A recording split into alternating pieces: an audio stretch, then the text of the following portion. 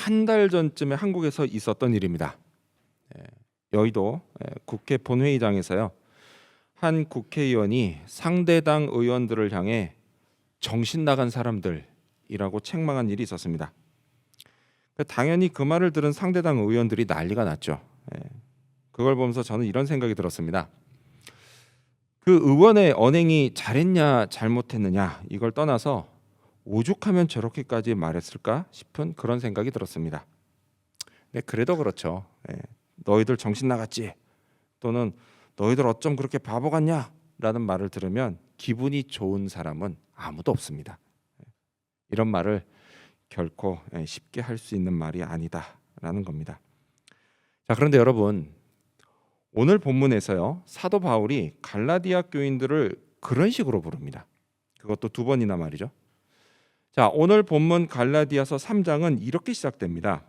갈라디아서 3장 1절을 보면 어리석도다 갈라디아 사람들아, 예수 그리스도께서 십자가에 못 박히신 것이 너희 눈에 밝히 보이거늘 누가 너희를 꾀더냐 라고 시작합니다.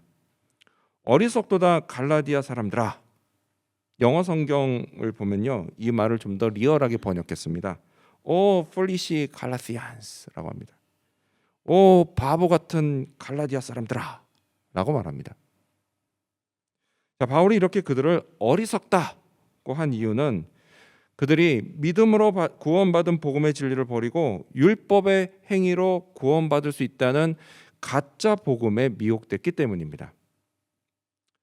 자, 애초에 바울이 그들에게 전도할 때 바울은 예수 그리스도의 십자가의 복음을 마치 눈앞에서 보이는 것처럼 생생히 전했습니다. 너희 구원을 위해 필요한 모든 것을 예수 그리스도께서 십자가에서 다 이루셨다고 했습니다. 그리고 너희에게 필요한 건 오직 그 복음을 믿는 것이다 라고 했습니다. 그러면 하나님의 은혜로 구원을 받는다 라고 했습니다. 아무 행위와 공로도 없이 오직 믿음으로 구원받을 수 있다. 여러분, 이게 얼마나 감사한 일입니까? 그래서 갈라디아 사람들은 기쁘게 복음을 듣고 복음을 믿고 구원을 받았습니다. 하지만 바울이 떠난 후에 율법주의자들이 가만히 들어와서 그들을 꾀었습니다. 믿음만으로는 안 되고 율법을 행해야 한다라고 했습니다. 그러니까 당연히 할례도 받아야 한다라고 했어요. 그래야만 구원을 받을 수 있다, 이렇게 꾀었습니다. 자, 여기에 교인들이 너무 쉽게 넘어갔습니다. 자, 이런 그들의 소식을 듣고 바울이 너무 답답했습니다. 그래서 오죽하면 이 어리석은 사람들아 라고 말할 정도였습니다. 근데 그래도 그렇죠. 아니, 어떻게 교인들을 어리석고 바보 같은 사람들이라고 말할 수 있을까요? 그만큼 지금 이 문제가 심각했던 겁니다. 자, 오늘 본문에서 바울은 구원은 왜 율법의 행위가 아닌 믿음으로 받는지 그 이유를 말합니다. 자, 그렇다면 그것은 과연 무엇일까요? 우리는 무엇을 근거로 우리가 받은 구원이 믿음의 결과라는 걸 알 수 있을까요? 이를 살펴보면서 우리가 얻어야 할 교훈을 알아보고자 합니다. 먼저 첫 번째로, 행위가 아닌 믿음으로 구원받은 건 성령을 받은 걸 통해 알 수 있습니다. 먼저 첫 번째로, 믿음으로 구원받은 건 성령을 받은 것을 통해 알 수가 있습니다. 자, 교인들을 책망한 바울이 계속해서 이렇게 말합니다. 2절, 이번엔 여러분 가져오신 성경을 보면서 같이 읽겠습니다. 시작. 내가 너희에게서 다만 이것을 알려 하노니 너희가 성령을 받은 것이 율법의 행위로냐 혹은 듣고 믿음으로냐. 자, 너희에게 다만 이것을 알려 하노니라는 말이, 그런 말을 하죠. 여러분, 이거 무슨 뜻이냐면 다른 건 둘째치고 일단 먼저 너희한테 이것 좀 물어봐야겠다. 한번 답해봐라. 이렇게 말하는 겁니다. 바울은요, 너희가 성령을 율법의 행위로 받았냐 아니면 복음을 듣고 믿어서 받았냐 한번 답해봐라 라고 말합니다. 근데 여러분, 사실 이 질문은요, 답하기 쉬운 질문이에요. 뭐 이거 대답하는데요, 뭐 어떤 대단한 신학적인 지식이 있어야 할 수 있는 뭐 그런 질문, 그런 게 아닙니다. 되게 쉬운 거예요.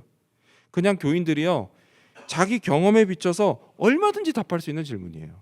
너희가 어떻게 성령을 받았냐? 율법의 행위로냐 아니면 믿음으로냐?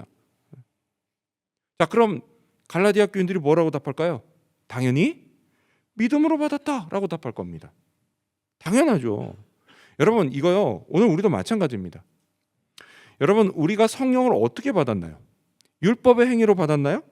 아니면 복음을 듣고 믿음으로 받았나요? 당연히 우리도 믿음으로 받았습니다. 아멘. 믿음으로 받았어요. 여러분 하나님은요, 예수 그리스도를 자기의 구원자로 믿고 마음에 영접한 사람에게 두 가지 선물을 주십니다. 하나는 뭐냐? 칭의의 선물을 주세요. 자, 이 칭의가 뭔지는 지난주일 설교 때 설명을 했습니다. 칭의의 선물을 주세요. 의롭다고 칭해 주시는 거예요. 의롭다고 간주해 주시는 거예요. 의롭다고 선언해 주시는 거예요. 칭의의 선물을 주세요.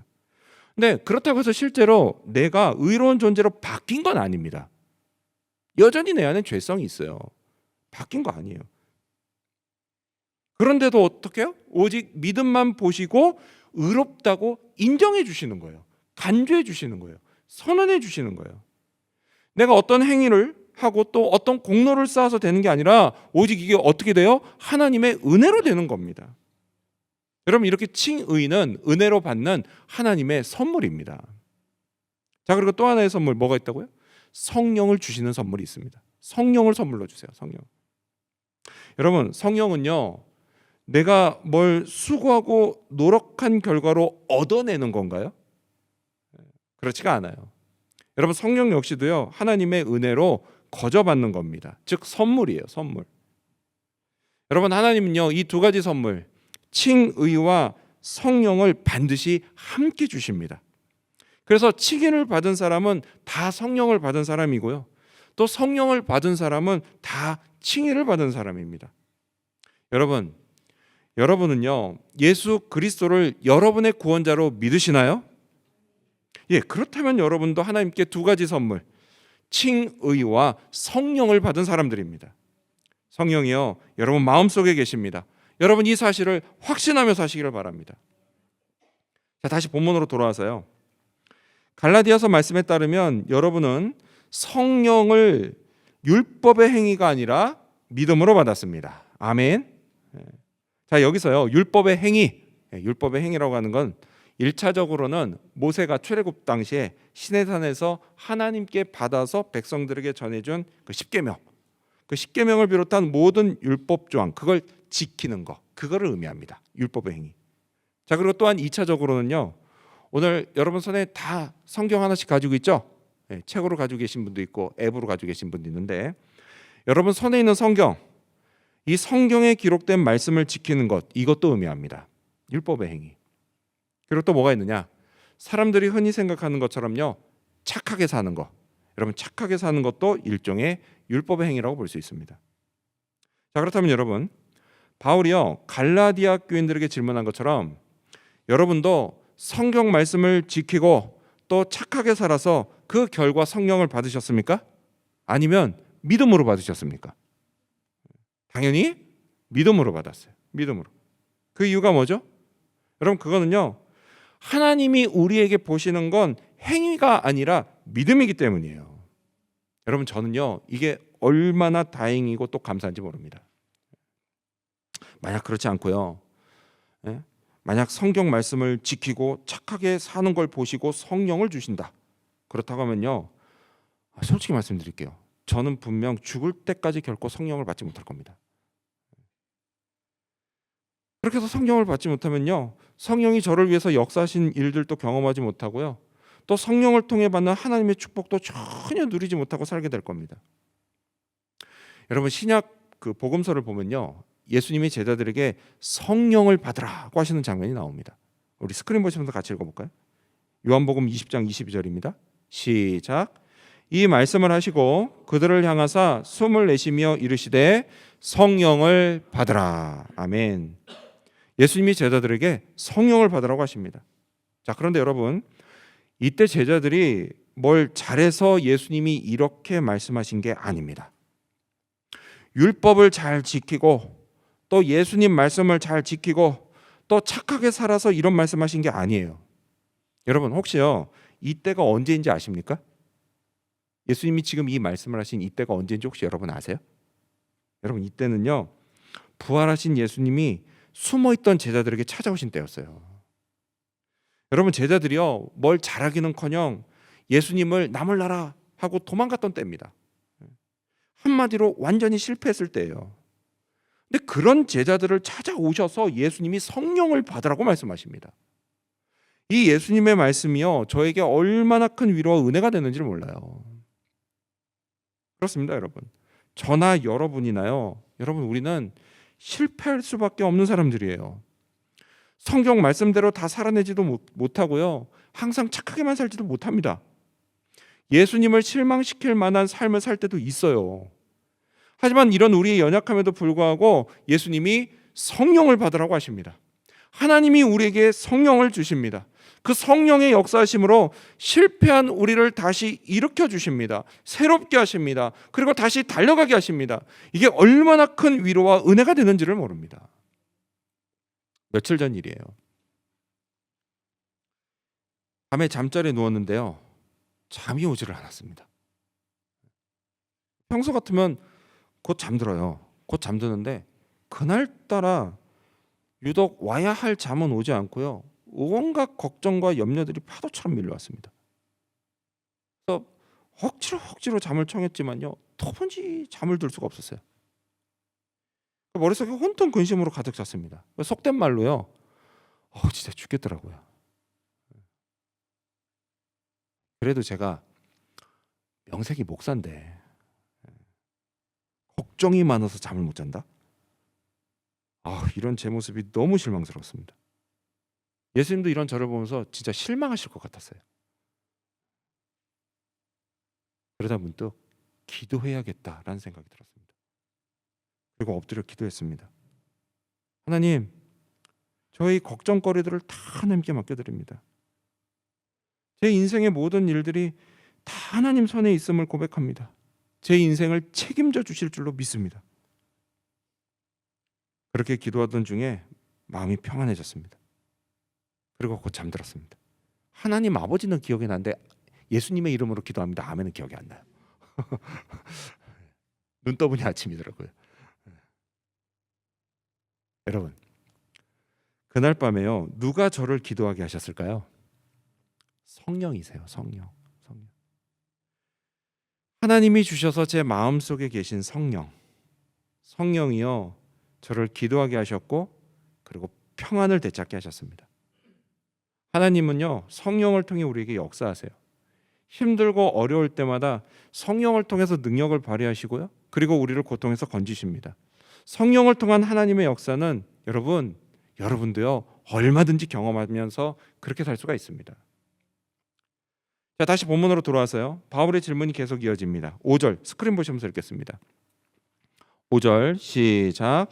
너희에게 성령을 주시고 너희 가운데서 능력을 행하시는 이의 일이 율법의 행위에서냐 혹은 듣고 믿음에서냐. 여러분, 이 질문에 우리가 뭐라고 답해야 할까요? 맞아요, 믿음이라고 답해야 됩니다.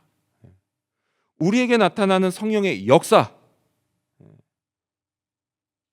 우리의 믿음을 통해서 나타나는 겁니다. 행위가 아니에요. 오직 믿음이에요. 믿음. 따라서 여러분, 설령 내가요, 오늘 예수님이 실망하실 만한 삶을 살고 있다 할지라도 성령이 여러분의 마음을 두드리시면 조금 더 지체하지 말고, 세상 말로 염치불고하고 당장 하나님 앞에 나오시기 바랍니다. 다른 거 필요 없어요. 오직 믿음으로 나오면 됩니다.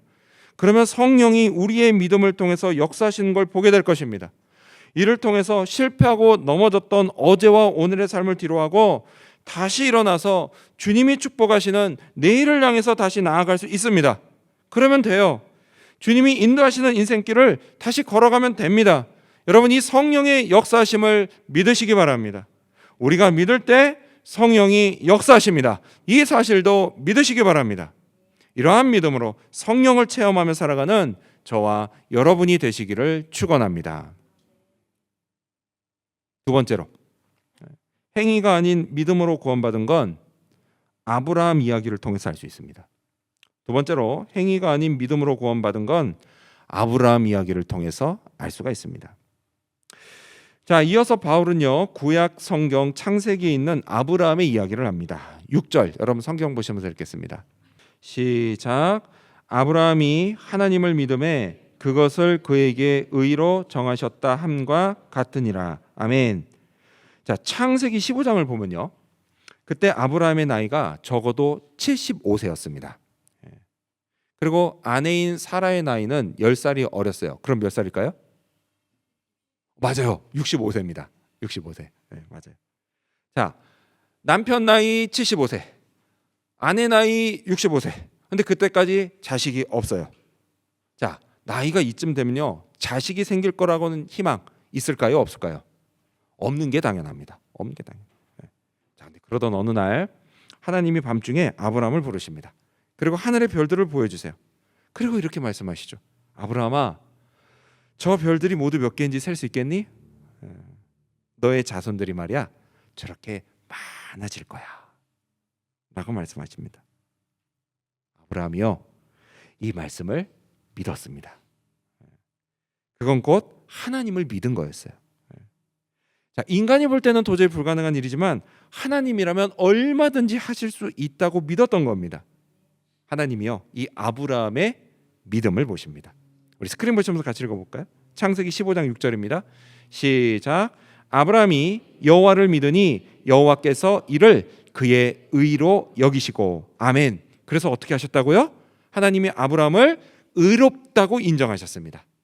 자, 이날 아브라함은 하나님께 칭의를 받았습니다. 자, 그렇다면 여러분, 바울이 이 아브라함 이야기를 한 이유가 뭘까요?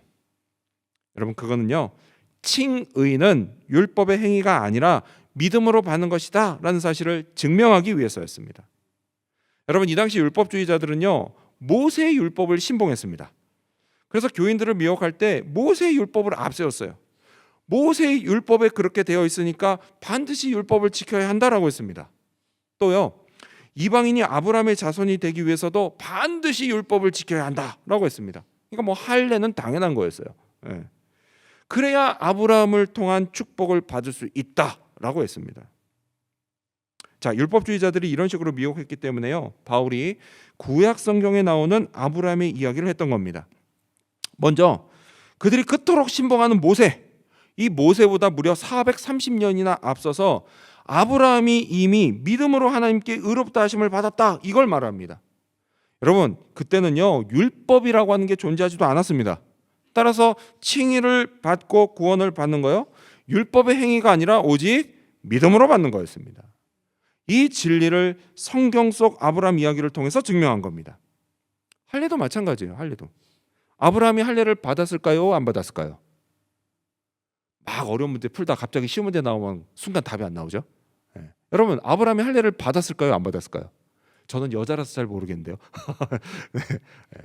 네. 성경 읽어보면 다 나옵니다. 네. 받았어요. 아브라함 할례 받았어요. 그러니까 이제 이방인들에게 율법주의자들이 니들도 할례 받아야 되라고 하는 거였거든요. 네, 여러분, 할례를 받기는 받았지만요, 네, 받은 거는 칭의를 받은 그 다음의 일입니다. 할례를 받아서 칭의를 받은 게 아니라 반대로 칭의를 받은 걸 상징하는 의미에서 그 다음에 할례를 받았다라는 거예요. 자, 여러분, 우리가요, 여기에서 아브라함이 칭의를 받는 과정을 좀 더 살펴보면 좋을 것 같아요. 자, 아브라함이 하나님께 의롭다고 인정받는 과정은 이랬습니다. 먼저 하나님이 아브라함에게 약속을 하셨습니다. 그런 다음에 그 약속을 아브라함이 믿었습니다. 그러자 하나님이 그 믿음을 보시고 아브라함을 의롭다고 인정해 주셨습니다. 이 똑같은 원리가요, 오늘 우리에게도 적용되는 거예요. 하나님이요, 우리에게 예수 그리스도를 통한 구원을 약속하셨습니다. 그리고 그 약속을 우리가 믿었습니다. 그러자 하나님이 그 믿음을 보시고 우리를 의롭다고 선언하시며 우리에게 성령을 부으셨습니다. 이거는요, 분명한 사실입니다. 성경 창세기에 나오는 아브라함의 이야기가 그걸 증명합니다. 그리고 여러분, 이걸 증명하는 건 창세기에 있는 것 이야기뿐만이 아니에요. 우리가 율법의 행위가 아니라 믿음으로 칭의를 받고 구원을 받는다라고 하는 이 진리, 이 사실은 성경 곳곳에 기록되어 있습니다. 따라서 여러분, 혹시 여러분이요, 내가 구원을 받았는지 안 받았는지 헷갈리면 그때 어떻게 해야 돼요? 그때는 꼭 성경을 찾아 읽으셔야만 합니다. 또요, 내 안에 성령이 계시는지 안 계시는지 그것도 헷갈리면요, 그때도 반드시 성경을 찾아 읽으셔야 합니다. 꼭 성경에 기초하셔야만 해요. 그렇지 않고요, 자기 감정에 기초해버리면요, 구원 그리고 성령을 받은 거, 여러분, 이 확신이요 막 수시로 흔들려 버립니다. 여러분, 인간의 감정은요, 상황에 따라서 쉽게 바뀌어요. 그래서 찬양을 부를 때는 감정이 한참 막 이렇게 한껏 고조됐다가도요, 그러다가 교회 끝나고 예배실을 나가서 일주일의 삶을 살다가 또 힘든 일 만나고 어려운 일 이야기 듣고 막 이러면 어떻게 됩니까? 또 그냥 한순간에 그냥 감정이 밑바닥을 깁니다. 바닥을 쳐버려요. 여러분, 사람의 감정이라는 게 원래 그래요. 원래 그렇습니다. 따라서 여러분, 이런 감정에 기초해버리면요, 구원받은 것, 칭의받은 것, 성령 받은 이 확신, 여러분 이게요, 그냥 하루에도 12번씩 흔들립니다. 12번씩. 하지만 성경 말씀은 결코 바뀌지가 않습니다. 변하지도 않아요. 따라서 성경에 기초하면 확신은 결코 흔들리지 않습니다. 따라서 여러분, 꼭 성경을 찾아 읽으셔야 합니다. 자, 바울이 성경에 기록된 아브라함 이야기를 인용한 또 다른 이유가 있습니다. 그 또 다른 이유는 율법주의자들이 이방인인 갈라디아 교인들에게 아브라함의 자손이 되려면 할례도 받고 율법도 지켜야 한다라고 했기 때문이에요. 하지만 바울은 이렇게 말합니다. 7절, 여러분 성경 보시면서 읽겠습니다. 7절 시작. 그런즉 믿음으로 말미암은 자들은 아브라함의 자손인 줄 알지어다. 아멘. 그렇습니다. 여러분, 아브라함의 자손은요, 믿음으로 되는 겁니다. 결코 할례와 율법의 행위를 통해서가 아니에요. 아브라함이요, 율법이 아닌 믿음으로 칭의를 받았기 때문에요, 이방인이 아브라함의 자손이 되는 것도 율법이 아니라 믿음으로 되는 겁니다. 자, 계속해서 성경은 이렇게 말씀합니다. 우리 스크린 보시면서 읽겠습니다. 갈라디아서 3장 8절과 9절입니다. 시작. 또 하나님이 이방을 믿음으로 말미암아 의로 정하실 것을 성경이 미리 알고 먼저 아브라함에게 복음을 전하되 모든 이방인이 너로 말미암아 복을 받으리라 하였으니라. 그러므로 믿음으로 말미암은 자는 믿음이 있는 아브라함과 함께 복을 받느니라. 아멘. 여러분, 성경은요, 믿음으로 아브라함의 자손이 된 자들은 아브라함과 함께 복을 받는다라고 말씀합니다. 여러분, 이 복이 뭘까요? 여러분, 이 복은요, 먼저는 구원받는 복입니다. 구원받는 복. 자, 아브라함에게 시작된 구원의 축복, 이것이요, 유대인의 경계를 넘어서 이제 이방인들에게까지 흘러갔습니다. 오늘 우리가 이 구원의 축복을 받았습니다. 그래서 오직 믿음으로 구원의 축복을 받게 하신 하나님을 찬양합시다. 자, 아브라함으로 말미암는 복은요, 또한 뭐가 있느냐? 하나님이 동행하시면서 돌봐주시는 축복이에요. 지금 우리도 이 축복을 받고 있어요. 하나님이요, 우리에게 은혜의 선물로 성령을 주셨습니다. 이 성령이 우리와 늘 함께 하시면서 우리를 돌보세요.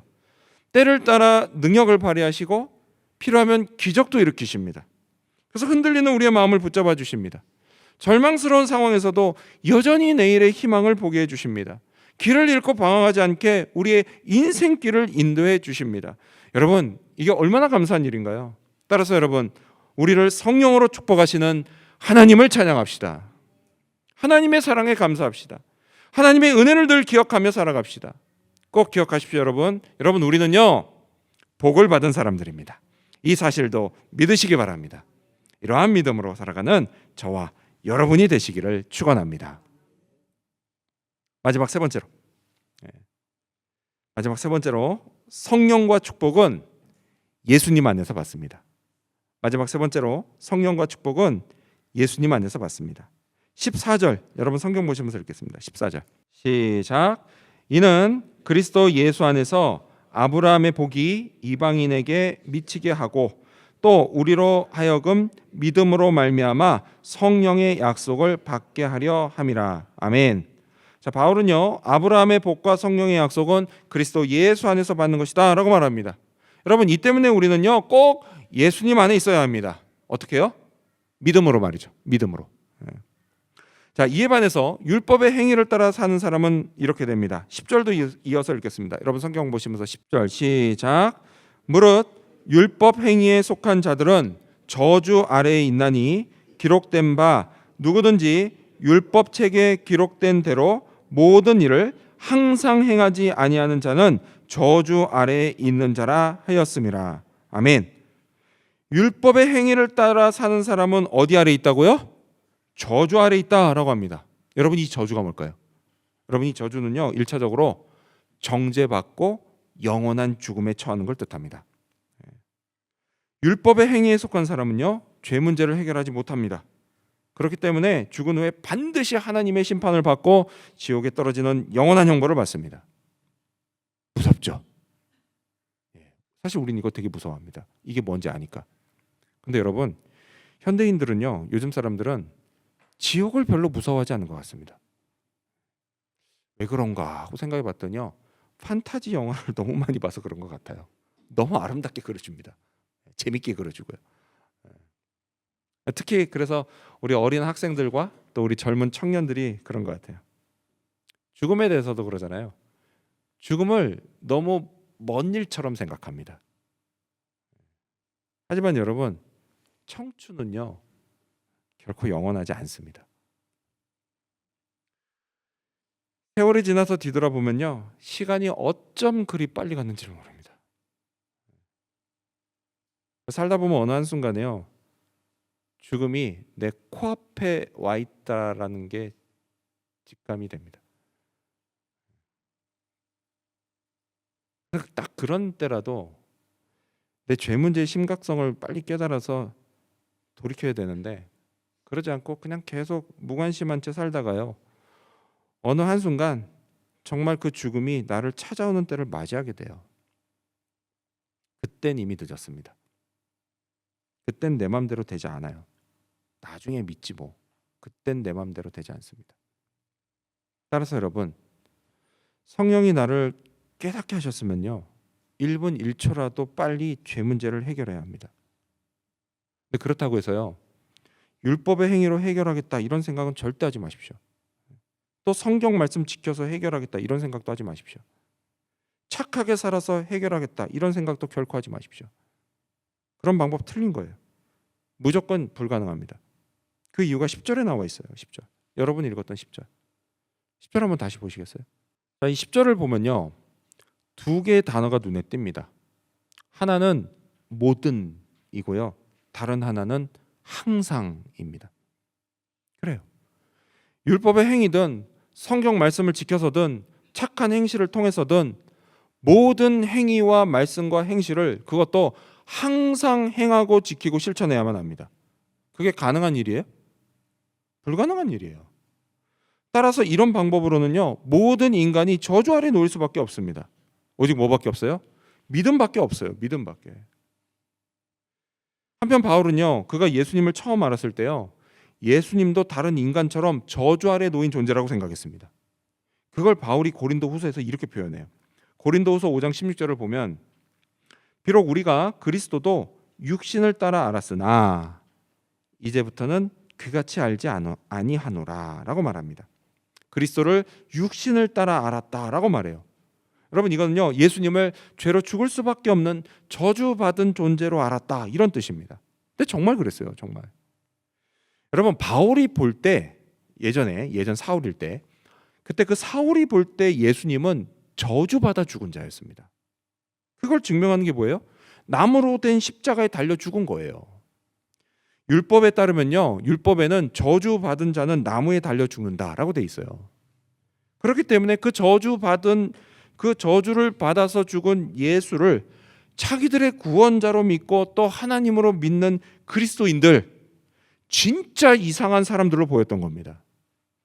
이상하고 말면 괜찮게요? 그게 아니라 이거 그냥 놔뒀다가는 우리 유대교를 혼란스럽게 만들 악한 자들이다, 나쁜 놈들이다 이렇게 생각했습니다. 그래서 가서 있는 힘을 다해서 핍박했던 겁니다.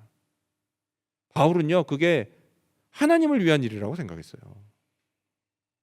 하지만 바울이 부활하신 예수님을 만나고 난 후에 생각이 완전히 달라졌습니다. 바울은요, 나무로 된 십자가에서 달려 죽은 예수님의 죽음이 진정 무엇을 의미하는지를 알게 됐어요. 바로 이겁니다. 우리 스크린 보시면서 읽어볼까요? 갈라디아서 3장 13절입니다. 시작. 그리스도께서 우리를 위하여 저주를 받은 바 되사 율법의 저주에서 우리를 속량하셨으니 기록된 바 나무에 달린 자마다 저주 아래에 있는 자라 하였음이라. 아멘. 그렇습니다. 여러분, 예수 그리스도는요, 분명 십자가에서 저주를 받으셨습니다. 하지만 그 저주는 예수님이 자기 죄 때문에 받은 게 아니에요. 예수님은요, 인간의 몸으로 이 땅에 오셨지만 동시에 그분은 죄가 없는 거룩하신 하나님이십니다. 그래서 저주받을 죄가 하나도 없는 분이세요. 그런데도 저주를 받으셨습니다. 누구를 위해서요? 바로 우리를 위해서요. 우리를 위해서. 저와 여러분을 위해서입니다. 저와 여러분이 받아야 할 저주를 예수님이 대신 받으셨습니다. 이를 통해서 우리를 율법의 저주에서 속량하셨습니다. 여러분, 속량이 뭐죠? 여러분, 속량은요, 값을 대신 치르고 산다라는 뜻이에요. 내가 대신 돈 내주고 사는 거예요. 그 사람이 그 돈 갚을 능력이 없으니까. 여러분, 예수님이요, 자기 목숨으로요, 우리 죄값을 대신 치르셨습니다. 우리를 대신해서 저주를 받으시고 고통 가운데 죽으셨습니다. 여러분, 이 사실을 믿으셔야 합니다. 오직 이 믿음만이 죄 문제를 해결하는 길입니다. 이 믿음이 나와 예수님을 하나가 되게 합니다. 그래서 죄값이 대신 치러지고 나의 죄 문제가 해결됩니다. 율법의 저주에서 풀려납니다. 그리고 이제는 정죄를 받지 않고 용서를 받습니다. 영원한 죽음에 처하는 게 아니라 영원한 생명이 주어집니다. 이 땅을 사는 동안에도요, 하나님의 자녀로 많은 축복을 받고 또 그걸 누리면서 삽니다. 그리고 죽어서도요, 천국에서 하나님께 환영을 받습니다. 다시는 눈물과 아픔과 슬픔이 없는 그 천국에서 여러분, 우리는요, 우리 주님과 함께 영원한 안식과 행복을 누리게 됩니다. 여러분, 이게 얼마나 큰 축복입니까? 이런 축복이 약속된 사람은요, 미래가 확실합니다. 그러면요, 미래가 확실하면 오늘 이 땅에서 겪는 잠깐의 고난은요, 충분히 견딜 만한 게 됩니다. 내일의 희망은요, 여전히 살아 있습니다. 결코 꺼지지가 않아요. 그리고 계속 앞으로 나아갈 수 있습니다. 여러분, 이 사실을 믿으시기 바랍니다. 따라서 여러분 우리가요, 그리스도 안에 삽시다. 그리스도 안에 살아요. 성령을 받고 또 아브라함의 복을 받는 것은 그리스도 안에 있을 때 받는 것입니다. 여러분, 이를 위해서 예수님을 믿으십시오. 믿으셔야 돼요. 나를 위해 십자가에서 저주를 받으신 예수님을 믿으십시오. 나를 대신해 고통당하신 예수님의 그 사랑을 믿으십시오. 나를 위해 자기 생명을 내어주시고 죽으신 예수님의 희생을 믿으십시오. 예수님을 나의 구원자 그리스도로 굳게 믿으시기 바랍니다. 이 믿음이 여러분을 살립니다. 이 믿음으로 성령이 여러분과 함께 하십니다. 이 믿음으로 하나님의 축복이 여러분의 삶에 임합니다. 믿음으로 우리는 험한 이 유학생과 이민자의 삶을 헤쳐나갈 수 있습니다. 모든 시련과 역경을 견딜 수 있습니다. 꼭 기억하면서 사십시오. 믿음이 모든 것을 이깁니다. 이 사실을 늘 확신하시기 바랍니다. 이러한 확신으로 나의 구원자 예수 그리스도를 찬양하고 또 전하면서 살아가는 저와 여러분, 그리고 우리 지구촌 교회 모든 성도님들이 되시기를 주님의 이름으로 축원합니다. 기도하겠습니다.